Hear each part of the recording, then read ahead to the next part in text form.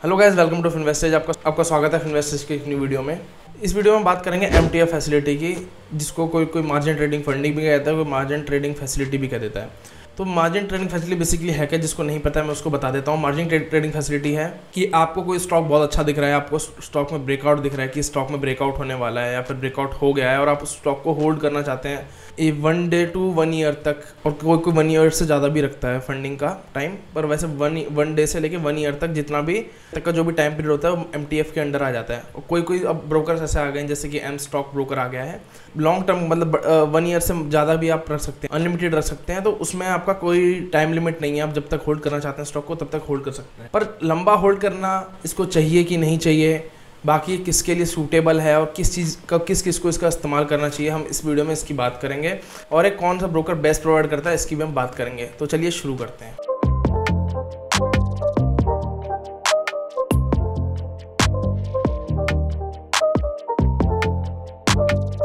MTF हर एक broker का और हर एक स्टॉक में अलग अलग फैसिलिटी प्रोवाइड करता है। अब जैसे सारे ब्रोकर्स हैं, एक तो फुल टाइम ब्रोकर होते हैं जो जैसे कि कोटक सिक्योरिटीज़ हो गया, एम स्टॉक हो गया, एंजल वन हो गया और शेर खान हो गया। इस टाइप के ब्रोकर्स हैं जो एमटीएफ फैसिलिटी प्रोवाइड करते हैं।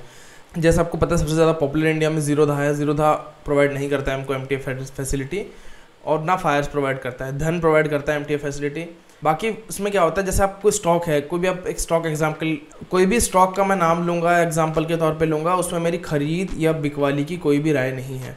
अगर हमने रिलायंस का स्टॉक है, रिलायंस का स्टॉक मान लीजिए 2500 पे चल रहा है, तो 2500 आपके पास 10,000 रुपीज़ पड़े हैं और आपको शेयर्स आप चाहते हो कि इसमें आपको लग रहा है कि ब्रेकआउट होने वाला है, तो वो ब्रेकआउट हुआ नहीं है बट आपको लग रहा है ब्रेकआउट होने वाला है, फिर ब्रेकआउट हो गया है, तो आप स्टॉक को बाय करना चाहते हो।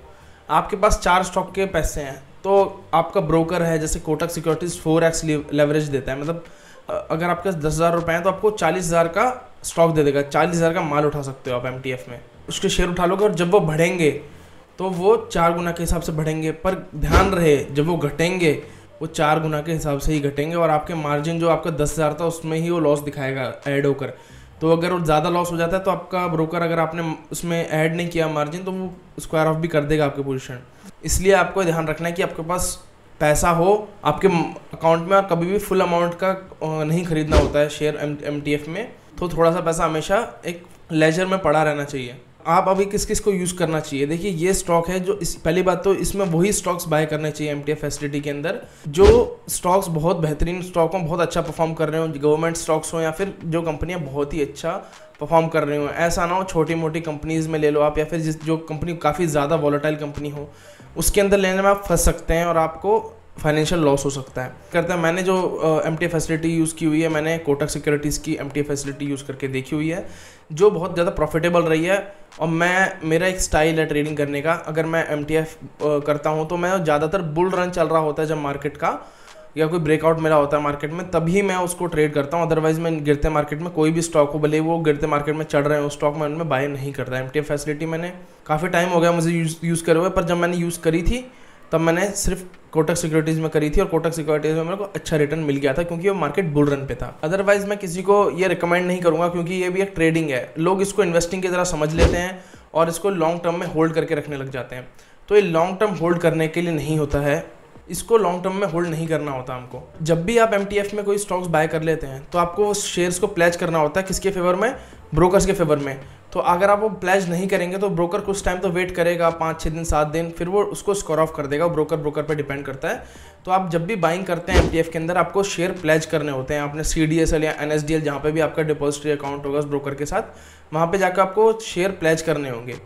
दूसरी चीज़ ये एक ट्रेडिंग फैसिलिटी है, इसको आप इन्वेस्टिंग की तरह ना लें, बिकॉज आपको जो भी इंटरेस्ट लगता है, डिफरेंट ब्रोकर डिफरेंट रेट देते हैं। कोई 10% पे देता है, कोई 12% पे देता है, कोई 8% पे देता है। जैसे कि लोन होता है वैसे ही कि लोन लिया होता है अपने ब्रोकर से, तो आप ब्रोकर से लोन लेंगे उसका इंटरेस्ट तो जाएगा आपको। अगर आपने 10 लाख रुपए लोन लिया है, आपके पास 2.5 लाख रुपए थे और आपने 10 लाख रुपए का माल उठा लिया है, तो 10 लाख का आपको 8% डिवाइड होकर जो 12 महीनों में डिवाइड होगा, उसका 1 महीने का आपको इंटरेस्ट हर महीने आपके ट्रेडिंग अकाउंट से कटता रहेगा। तो आपके ट्रेडिंग अकाउंट में उतना पैसा भी होना चाहिए, और लंबा होल्ड करेंगे तो आपको तो बहुत ज़्यादा वही लग जाएगा। और अगर आपका वो स्टॉक इतना % नहीं चढ़ा तो कोई मतलब नहीं है उसको होल्ड करने का इतना बड़ा। तो हमेशा मार्जिन ट्रेडिंग फैसिलिटी तभी यूज़ करें ब्रेकआउट मिल रहा हो मार्केट में, या फिर आप कोई स्टॉक बहुत स्ट्रांग हो। अदरवाइज लॉन्ग टर्म इन्वेस्टिंग और अपने कैपिटल के साथ इन्वेस्टिंग बेस्ट इन्वेस्टिंग होती है, जिसमें आपको कोई टाइम की टेंशन नहीं होती, ना आपको कोई इंटरेस्ट पे करना होता है किसी को। मैं जल्दी एक वीडियो लेके आऊँगा SLBM के ऊपर, जिसमें आप ये पता लगा सकते हैं कि आपके पास स्टॉक्स पड़े हैं और स्टॉक्स आपको चलो रिटर्न तो दे ही रहे हैं, आप स्टॉक को बेचोगे तब आपको पैसा मिलेगा, पर आपको स्टॉक्स बेचने नहीं है, लॉन्ग टर्म के लिए होल्ड करने हैं, तो आप उसको SLBM में गिरवी रख सकते हैं। SLBM फैसिलिटी होती है security lending and borrowing mechanism. तो उसमें क्या होता है, आप अपने स्टॉक्स लैंड करते हैं किसी इंसान को, जैसे कोई भी फैसिलिटी है वो ब्रोकर के थ्रू होता है ये सिस्टम, और आपको उसके बदले इंटरेस्ट पे किया जाता है ब्रोकर के थ्रू। इसमें आपको इंटरेस्ट भी मिलता रहेगा, और जब आपको लगता है कोई स्टॉक बहुत ज़्यादा बढ़ गया या फिर आपके टारगेट हिट हो चुके हैं स्टॉक पे, तो आप उसको SLBM से, उस स्टॉक को SLBM फैसिलिटी से वापस ले सकते हैं और उस स्टॉक को वापस सेल करके उससे भी प्रॉफिट बना सकते हैं। तो आपको इसमें भी अच्छा खासा प्रॉफिट हो जाता है। ये भी एक फैसिलिटी है जिसको आप कंसिडर कर सकते हैं लॉन्ग टर्म इन्वेस्टिंग के लिए। सकते हैं मैं SLBM के ऊपर भी जल्दी एक वीडियो लेके आऊँगा, क्योंकि फैसिलिटी बहुत अच्छी है और मैं भी अवेल करूँगा जल्दी उस फैसिलिटी। तो आपको एक एग्जांपल के तौर पे कुछ शेयर लैंड करके दिखाऊंगा, तो वहाँ पे भी आप देख सकते हैं। बात चल रही है मार्जिन फैसिलिटी की, तो मार्जिन फैसिलिटी वही इस्तेमाल करें, और मैंने आपको बता दिया कुछ कंडीशंस। चढ़ते मार्केट में इन्वेस्ट करना है जब मार्केट अच्छा चल रहा हो, या फिर किसी स्टॉक का ब्रेकआउट हुआ हो और स्टॉक बेटर क्वालिटी का हो। ये 3 कंडीशंस हमेशा रहनी चाहिए, और आपके पास एक्स्ट्रा मार्जिन भी रहना चाहिए। आपके अकाउंट में हमेशा एक्स्ट्रा मार्जिन अवेलेबल रहना चाहिए इंटरेस्ट पेमेंट के लिए, और कभी स्टॉक थोड़ा सा नीचे आता है तो उसमें लॉस होगा, तो वो लॉस भी आपके अकाउंट में ही शो करेगा, तो वो मार्जिन आपके अकाउंट में माइनस में नहीं जाना चाहिए, अदरवाइज आपके ऊपर आपका ब्रोकर चार्जेस लगा देगा। और इसके ऊपर ये भी है कि देखिए, जितना हो सके ना शॉर्ट टर्म ट्रेडिंग की तरह ही इसको इस्तेमाल करना, खासकर स्विंग ट्रेडिंग के लिए इसका इस्तेमाल किया जाता है MTF का, तो इसको स्विंग ट्रेडिंग के हिसाब से ही इस्तेमाल किया जाए तो ज़्यादा बेहतर है। अदरवाइज आप इसको इन्वेस्टिंग की तरह यूज़ करेंगे तो उतने अच्छे रिजल्ट्स नहीं देगा जितने आपको ट्रेडिंग में दे देगा ये। तो गाइस आज के वीडियो में बस इतना ही। अगर आपको हमारे वीडियो MTF को लेकर अच्छा लगा हो तो हमारे चैनल को सब्सक्राइब कीजिए, वीडियो को लाइक कीजिए। मिलते हैं नेक्स्ट वीडियो में, तब तक के लिए जय हिंद।